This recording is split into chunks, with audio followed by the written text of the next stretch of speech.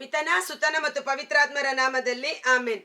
ಕಷ್ಟವೆನ್ನ ಮುತ್ತಿಕೊಂಡರು, ನಷ್ಟಗಳೇ ನಮಗೆ ಬಂದರು, ಲೋಕವೆಲ್ಲ ಕೈ ಬಿಟ್ಟರು, ನನ್ನೇಸು ನನ್ನ ಕಾಯುವರು.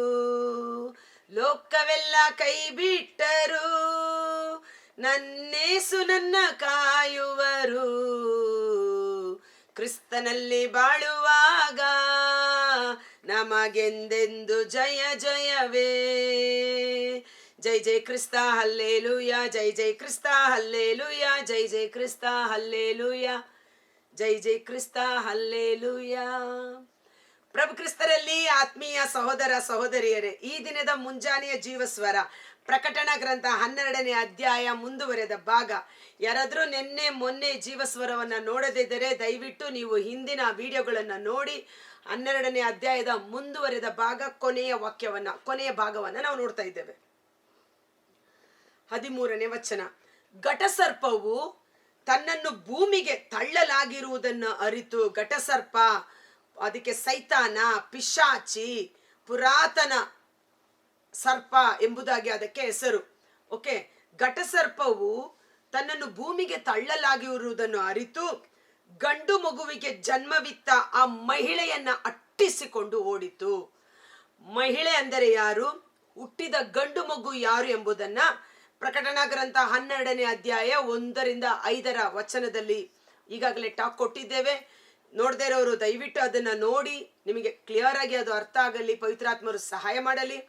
ಇಲ್ಲಿ ಆ ಸ್ತ್ರೀ ಧರ್ಮಸಭೆ ಜನ್ಮ ಕೊಟ್ಟ ಗಂಡು ಮಕ್ಕಳು, ಪ್ರಥಮ ಫಲ, ಚೊಚ್ಚಲು ಮಕ್ಕಳು. ಯಾಕಂದ್ರೆ ಇಡೀ ಜಗತ್ತು ನನ್ನದೇ, ಆದರೆ ನೀವು ನನಗೆ ಚೊಚ್ಚಲು ಮಕ್ಕಳಾಗಿರುವಿರಿ, ಪ್ರಪ್ರಥಮ ಫಲವಾಗಿರುವಿರಿ ಎಂದು ದೇವರು ತನ್ನ ನಾಮವನ್ನ ಮಹಿಮೆ ಪಡಿಸೋದಕ್ಕಾಗಿ ನಮ್ಮನ್ನು ತನ್ನವರನ್ನಾಗಿ ಆಯ್ಕೆ ಮಾಡಿಕೊಂಡಿದ್ದಾರೆ.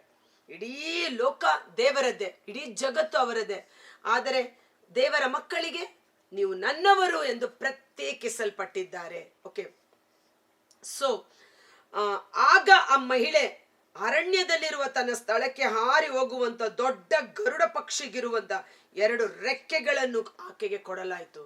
ಗರುಡ ಪಕ್ಷಿಗಿದ್ದಂತ 2 ರೆಕ್ಕೆಗಳು ಹಾರಿಕೊಂಡು ವೇಗವಾಗಿ ಹೋಗುವುದಕ್ಕಾಗಿ. ಈಗ ಗರುಡ ಮತ್ತು ಸರ್ಪ ಸಾಧಾರಣವಾಗಿ ಎಲ್ಲಿ ಫೈಟ್ ಮಾಡಲು ಇಷ್ಟಪಡುತ್ತೆ? ನೆಲದ ಮೇಲೆ ಹರಿದಾಡುವ ಪ್ರಾಣಿ. ಅದು ಭೂಮಿಯ ಮೇಲೆ ಅಥವಾ ನೆಲದ ಮೇಲಿದ್ದು ಫೈಟ್ ಮಾಡಕ್ಕೆ ಇಷ್ಟಪಡುತ್ತೆ. ಆದರೆ ಗರುಡ ಪಕ್ಷಿ ಏನ್ ಮಾಡುತ್ತೆ? ಅದು ಹಾರಿ ಹಾರಿ ಹಾರಿ ಮೇಲೆ ಮೇಲೆ ಹೋಗುವಂಥದ್ದಾಗಿದೆ.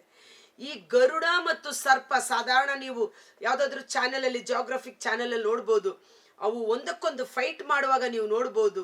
ಹಾವು ಗರುಡನ ಹಿಡ್ಕೊಂಡಿದ್ರು ಸಹ ಗರುಡ ಏನ್ ಮಾಡುತ್ತೆ?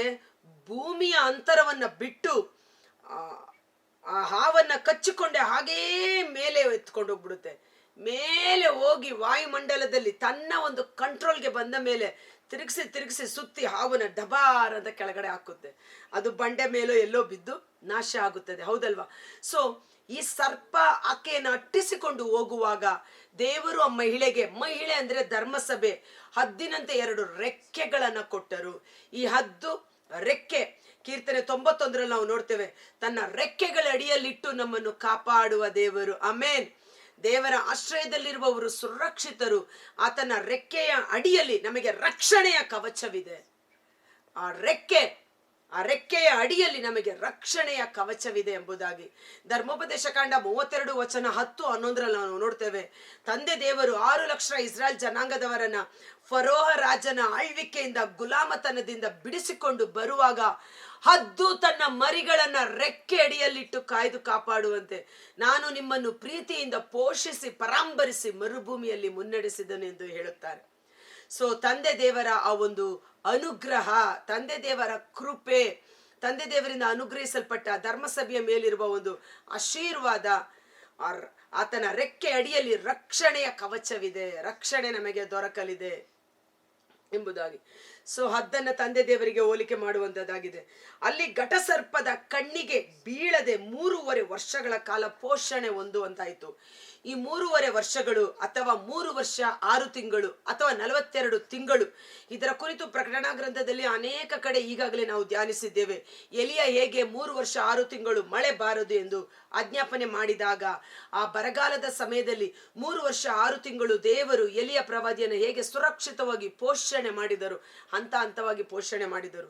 ಮತ್ತೆ 3 ವರ್ಷ 6 ತಿಂಗಳು ಅಥವಾ 42 ತಿಂಗಳು ದೇವರಿಂದ ಕಳುಹಿಸಲ್ಪಟ್ಟ 2 ಸಾಕ್ಷಿಗಳು, ಎಣ್ಣೆ ಮರದ ಓಲಿಯು ಸಾಕ್ಷಿಗಳು ಹೇಗೆ ಈ ಲೋಕದಲ್ಲಿ ಪ್ರವಾದನೆ ಮಾಡಿ ಅದ್ಭುತ ಕಾರ್ಯಗಳನ್ನು ನಡೆಸಿ ದೇವರಿಗೆ ಸಾಕ್ಷಿಗಳಾಗಿ ಜೀವಿಸಿದರು ಎಂಬುದನ್ನು ನಾವು ನೋಡ್ತೇವೆ. ಅನೇಕ ಕಡೆ ಈ 3 ವರ್ಷ 6 ತಿಂಗಳು ಅಥವಾ 3.5 ವರ್ಷ ಅಥವಾ 42 ತಿಂಗಳುಗಳು, ಇಲ್ಲಿಯೂ ಸಹ ಆ ಮಹಿಳೆ ಯಾರನ್ನ ಸೂಚಿಸುತ್ತದೆ? ಧರ್ಮಸಭೆಯನ್ನ ಸೂಚಿಸುತ್ತದೆ. ಧರ್ಮಸಭೆಯನ್ನ ಪೋಷಣೆ ಮಾಡಿದರು 3 ವರ್ಷ 6 ತಿಂಗಳವರೆಗೆ ಸುರಕ್ಷಿತವಾಗಿ.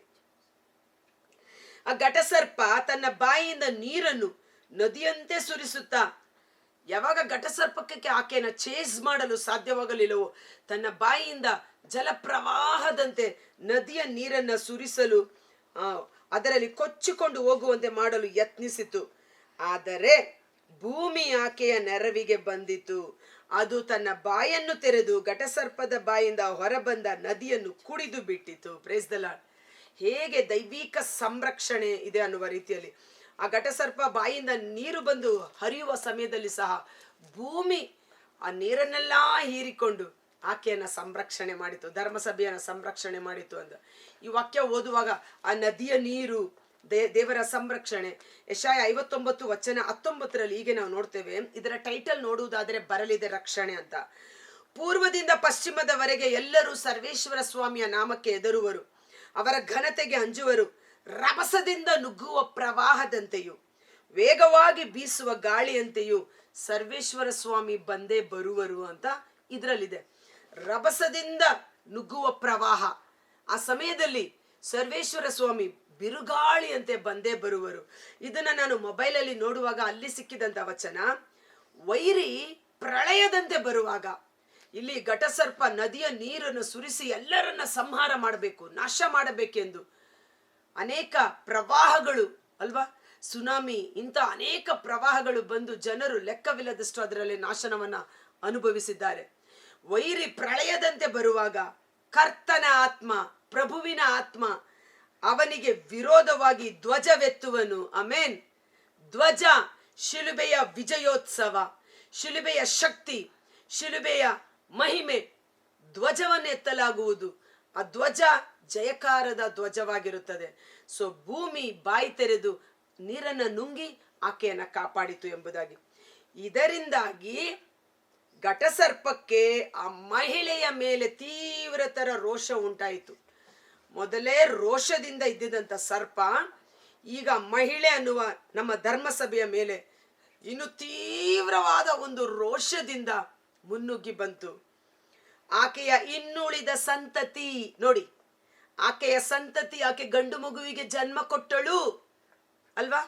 ಆಕೆಯ ಇನ್ನುಳಿದ ಸಂತತಿ ಯಾರು ಅಂದರೆ ದೇವರ ಆಜ್ಞೆಗಳನ್ನು ಅನುಸರಿಸಿ ನಡೆಯುವವರು. ಯಾರು? ಧರ್ಮಸಭೆ ಮತ್ತು ಅದರ ಮಕ್ಕಳು. ದೇವರ ಆಜ್ಞೆಯನ್ನ ಅನುಸರಿಸಿ ನಡೆಯುವವರ ಮೇಲೆ ಹಾಗೂ ಯೇಸು ಸ್ವಾಮಿಯ ಪರವಾಗಿ ಸಾಕ್ಷಿ ನೀಡುವವರ ಮೇಲೆ ಯುದ್ಧ ಮಾಡಲು ಹೊರಟು ಬಂದಿತು. Praise the lord. ಯೋಹಾನ 15 ವಚನ 18ರಲ್ಲಿ ದ್ವೇಷದಿಂದ ಕೂಡಿದ ಲೋಕ, ಈ ಭೂಮಿಯ ಮೇಲೆ ಸೈತಾನ ಬಂದಿದ್ದಾನೆ ಯುದ್ಧ ಮಾಡಲು. ದೇವರ ವಾಕ್ಯವನ್ನು ಅನುಸರಿಸಿ ನಡೆಯುವವರು, ಕ್ರಿಸ್ತೇಸುವಿಗೆ ಸಾಕ್ಷಿಯಾಗಿ ಜೀವಿಸುವವರ ವಿರುದ್ಧ ಯುದ್ಧ ಮಾಡಲು ಅತೀ ರೋಷದಿಂದ ಹೊರಟಿದ್ದಾನೆ. ಸೈತಾನ ಸಮಯ ಬಹಳ ಸ್ವಲ್ಪವಿದೆ ಎಂದು ಅವನು ವೇಗವಾಗಿ ತನ್ನ ಕೆಲಸಗಳನ್ನ ಮಾಡುತ್ತಿದ್ದಾನೆ. ಸೊ ದೇವರ ಮಕ್ಕಳು ನಾವು ಎಚ್ಚೆತ್ತುಕೊಳ್ಳಬೇಕು. ಯೋಹಾನ 15 ವಚನ 18ರಲ್ಲಿ ಲೋಕ ನಿಮ್ಮನ್ನು ದ್ವೇಷಿಸಿದರೆ ನನ್ನ ಮೇಲೆ ಅದಕ್ಕೆ ಮೊದಲೇ ದ್ವೇಷವಿತ್ತೆಂಬುದನ್ನು ನೆನಪಿನಲ್ಲಿಡಿ. ಯೇಸುವನ್ನೇ ಈ ಲೋಕ ದ್ವೇಷ ಮಾಡಿತು, ಹೌದಲ್ವಾ? ನೀವು ಲೋಕದ ಕಡೆಯವರಾಗಿದ್ದರೆ ಲೋಕ ನಿಮ್ಮನ್ನು ತನ್ನವರೆಂದು ಮಮತೆಯಿಂದ ಕಾಣುತ್ತಿತ್ತು. ನೀವಾದರೂ ಲೋಕದ ಕಡೆಗೆ ಸೇರಿದವರಲ್ಲ, ನಾನು ನಿಮ್ಮನ್ನು ಆರಿಸಿಕೊಂಡಿರುವುದರಿಂದ ನೀವು ಲೋಕದಿಂದ ಬೇರ್ಪಟ್ಟಿದ್ದೀರಿ. ನಾವು ಲೋಕದಿಂದ ಬೇರ್ಪಟ್ಟಿದ್ದೇವೆ, ದೇವರ ವಾಕ್ಯವನ್ನು ಅನುಸರಿಸಿ ನಡೆಯುವವರಾಗಿದ್ದೇವೆ, ಕ್ರಿಸ್ತೇಸುವಿಗೆ ನೈಜ ಸಾಕ್ಷಿಗಳಾಗಿ ಜೀವಿಸುತ್ತಿದ್ದೇವೆ. ಅದಕ್ಕೆ ಸಿರಾಕ 2:1-5 ಆ ಪ್ರವಾದಿ ಹೇಳುತ್ತಾನೆ, ಮಗನೇ, ನೀನು ದೇವರ ಸೇವೆ ಮಾಡಲು ಬಯಸುತ್ತೀಯೋ? ಹಾಗಾದರೆ ನಿನ್ನ ಆತ್ಮವನ್ನು ಸಿದ್ಧ ಮಾಡಿಕೋ. ಯಾತಕ್ಕಾಗಿ?